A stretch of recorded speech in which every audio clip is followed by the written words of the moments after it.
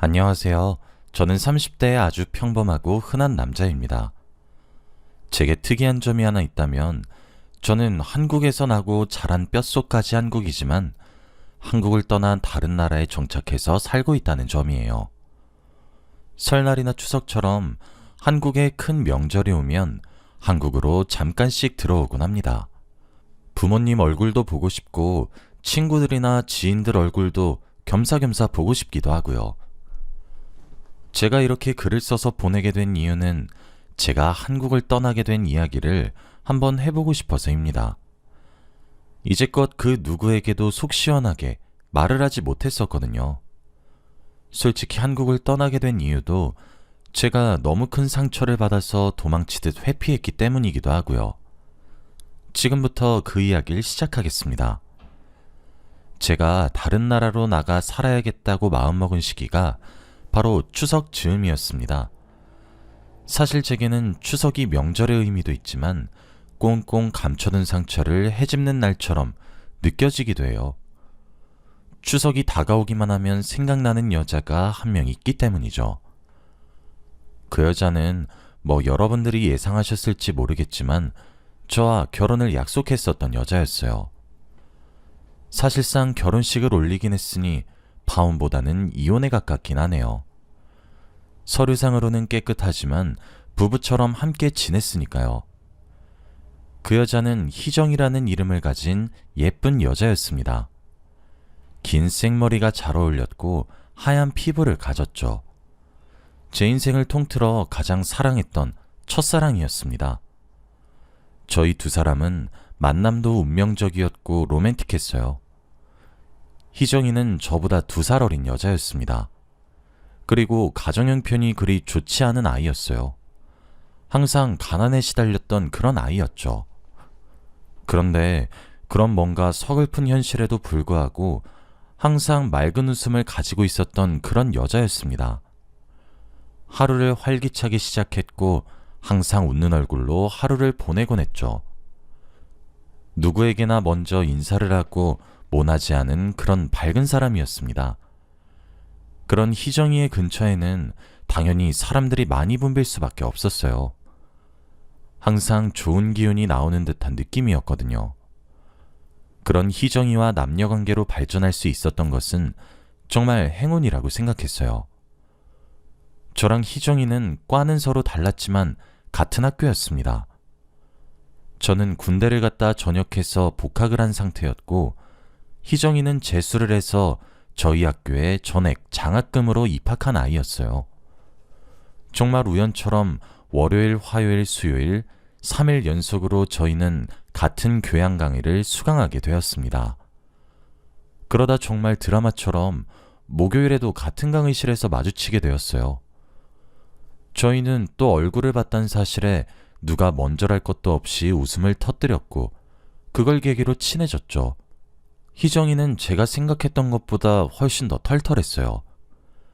꼭 생긴 것만 보면 차갑고 도도한 얼음공주 같은 아이였는데 친해지고 보면 그렇게 시원시원할 수가 없더라고요.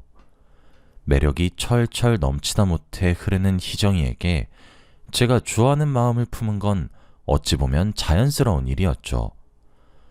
터질 것 같은 제 마음을 주체하지 못해서 떠밀리듯 건넨 제 고백을 희정이는 웃으면서 받아주었고 우린 그렇게 연인이 되었습니다. 연인이 되었지만 희정이는 여전히 바빴어요. 틈내서 공부도 해야 했고 아르바이트도 해야 했고 저도 만나야 했죠. 그런데도 긍정적인 마음을 잃지 않고 꿋꿋하게 앞으로 전진하는 모습에 정말 많이 배웠어요. 실제로 만나보니 희정이는 제가 생각했던 것보다 더 멋진 사람이었거든요.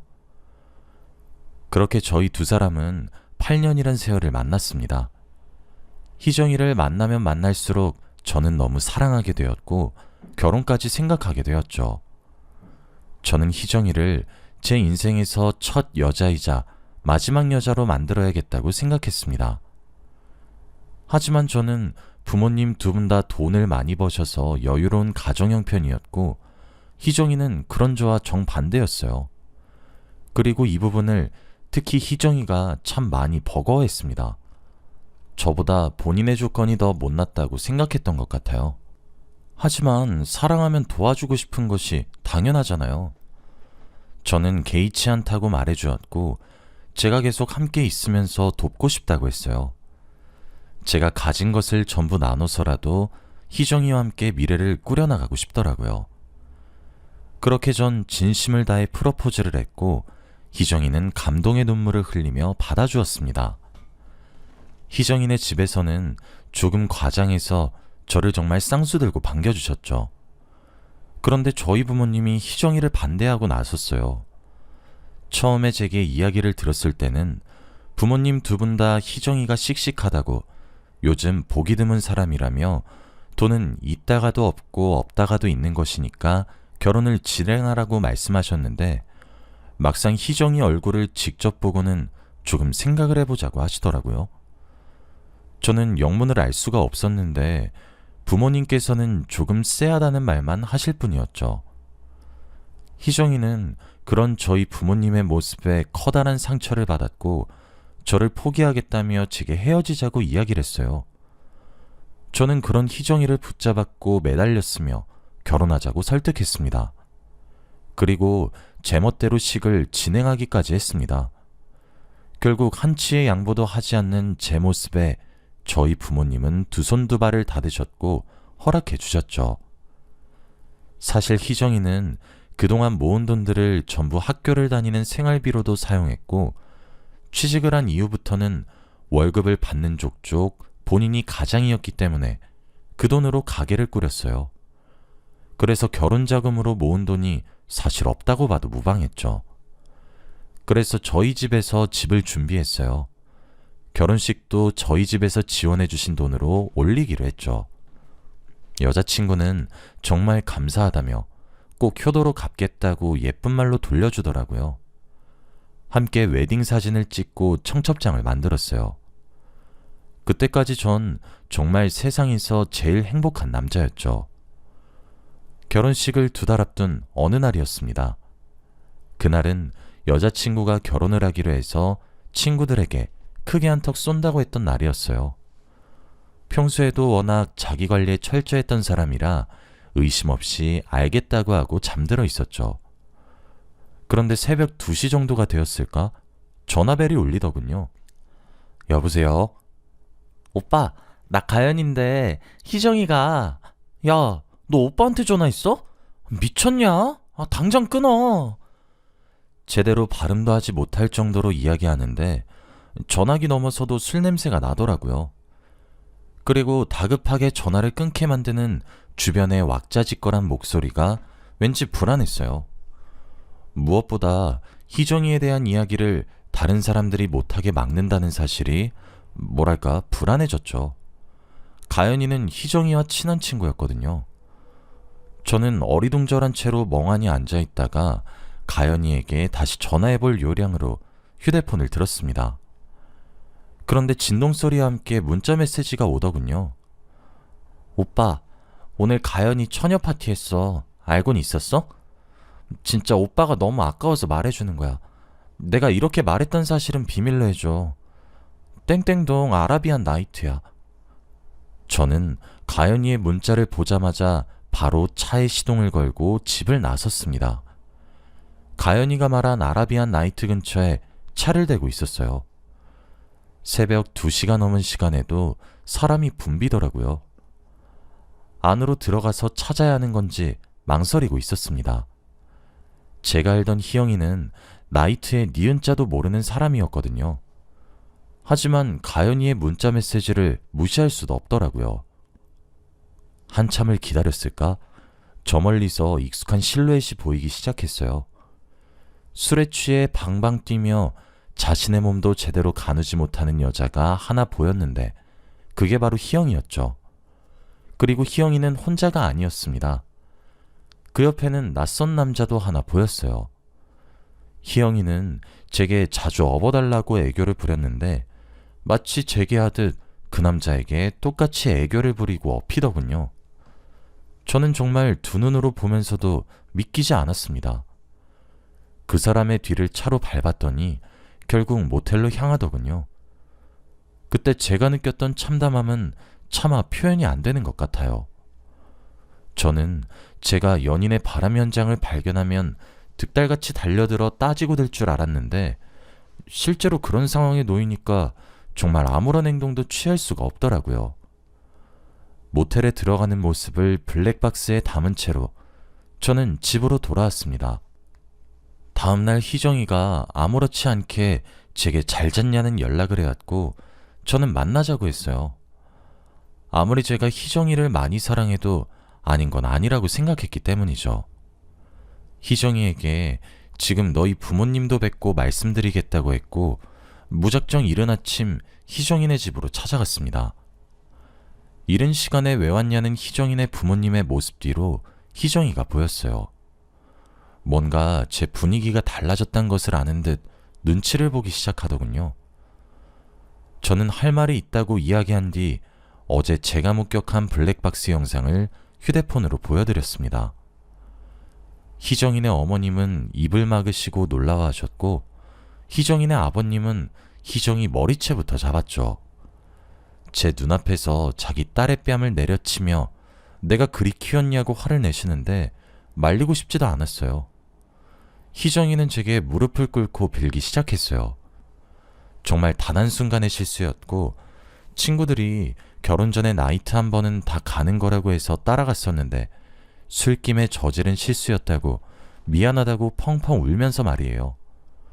그런데 희정이도 빌고 희정이네 부모님도 빌고 평생 죄인의 마음으로 살겠다고 미안하다고 한 번만 용서해달라고 그렇게 비는데 사랑 그깟 것이 대체 뭐라고 외면하기가 그리 어려운 건지. 바보 같을지 몰라도 전 희정이를 용서했습니다. 머리로는 안 된다고 외치는데 마음이 시키는 대로 할 수밖에 없더라고요. 대신 조건을 붙였죠. 혼인신고를 미루는 것으로 말이에요. 게다가 제 마음속에 이미 불안과 의심이 커져버렸기 때문에 그녀를 용서할 시간이 필요하기도 했죠. 결국 계획했었던 대로 결혼식을 진행했어요. 저희 부모님께는 알리지도 않았어요. 처음엔 깨진 신뢰로 어떻게 사나 했었는데 막상 살림을 합쳐서 함께 살기 시작하니 사라지더라고요.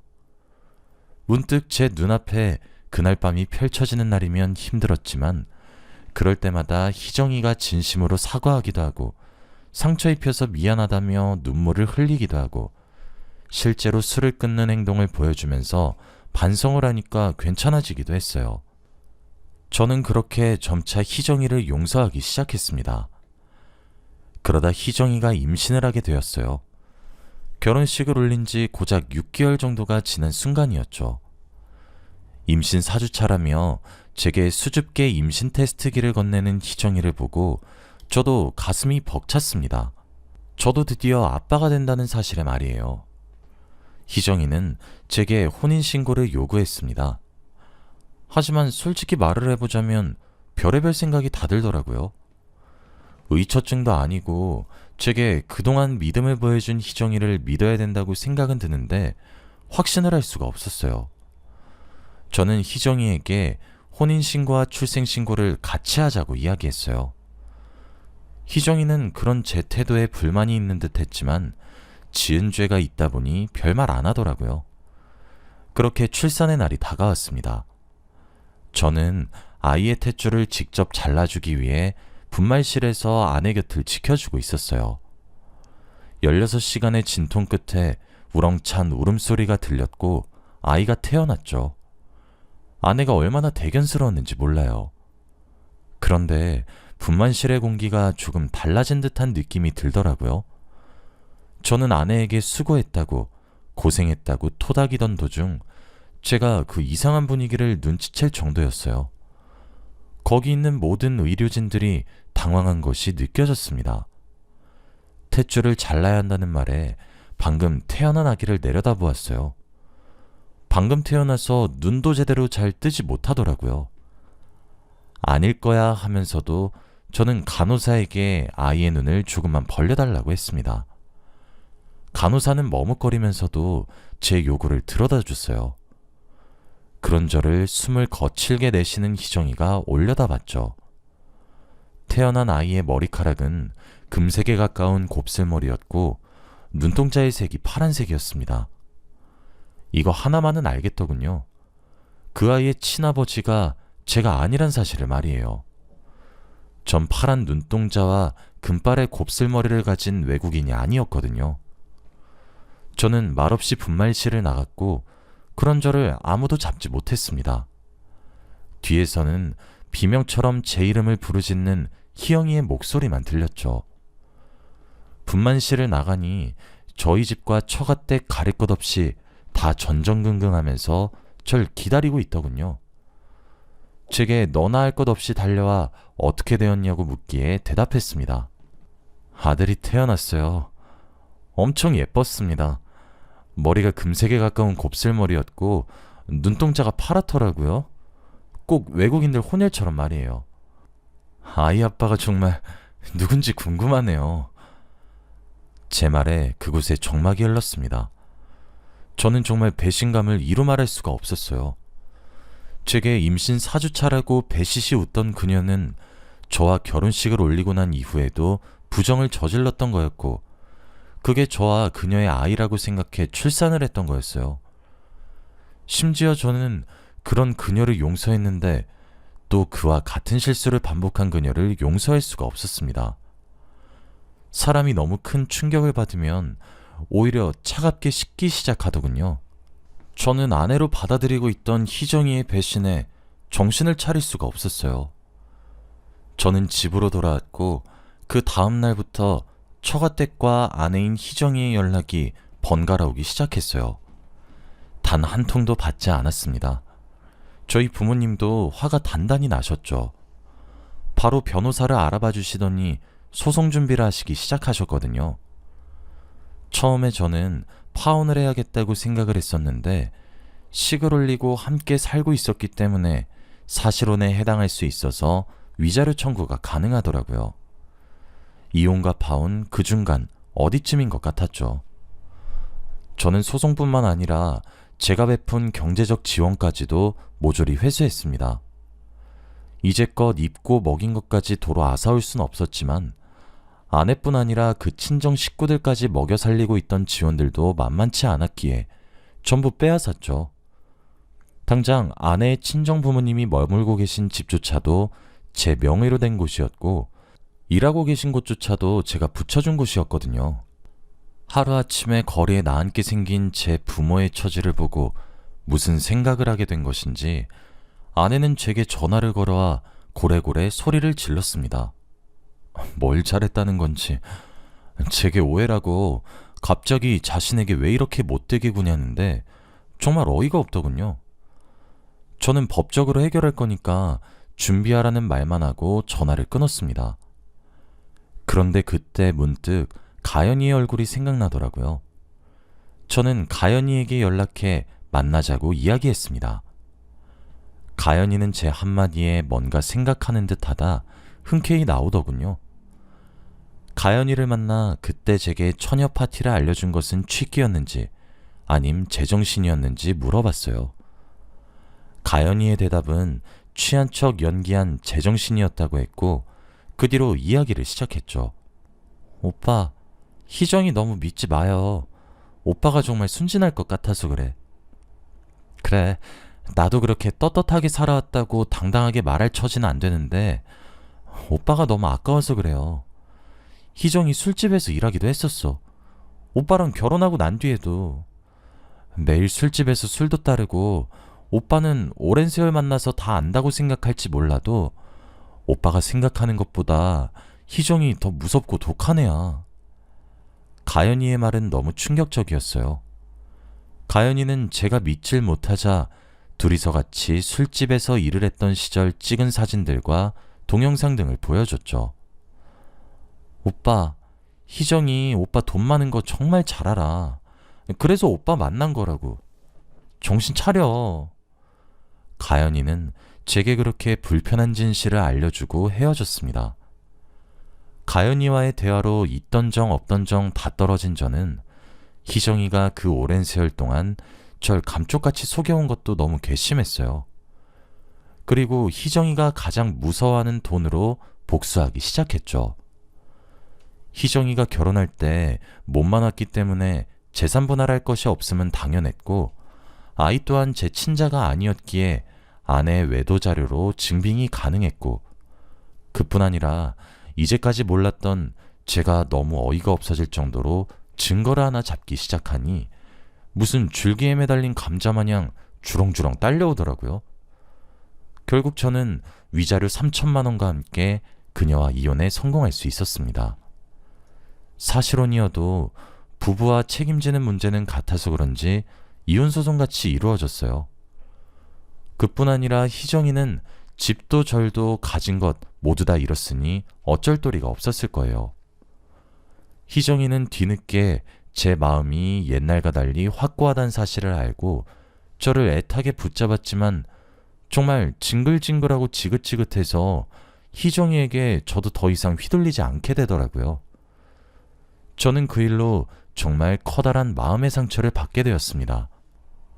20대 제 청춘 다 바쳐서 사랑했던 사람에게 너무 큰 배신을 당해서인지 알 수 없으나 더 이상 한국에 남아있고 싶다는 생각이 들지도 않더라고요. 또 제가 그녀를 버릴 수 있을 거라 생각하지도 못했던 것인지 무슨 자신감인지 몰라도 저와 법적 분쟁 이후 저희 부모님 댁에 찾아와 아이를 입양 보내겠으니 한 번만 더 기회를 달라고 하도 울고부채기도 하더라고요. 저는 처음에 원래 살던 지역을 벗어나서 취업을 해서 지냈었는데 제가 돌아오는 추석같이 큰 명절이 올 때면 저희 본가에 망부석 마냥 서서 저를 기다리는데 병적인 집착처럼 느껴지더라고요. 결국 저는 도망치듯 유학길에 오르게 된 거였습니다. 그리고 지금 일본에서 정착해서 살고 있는 것이기도 하고요. 저는 그 이후로 트라우마가 생긴 것인지 옛날처럼 연애하는 것이 쉽게 느껴지지 않고 어렵게 느껴집니다. 하지만 시간이 약이라고 저도 언젠가 이 불행을 딛고 일어서는 사람이 될 거라고 믿습니다. 여기까지가 제 이야기였습니다. 긴 이야기 들어주셔서 감사합니다. 행복하세요.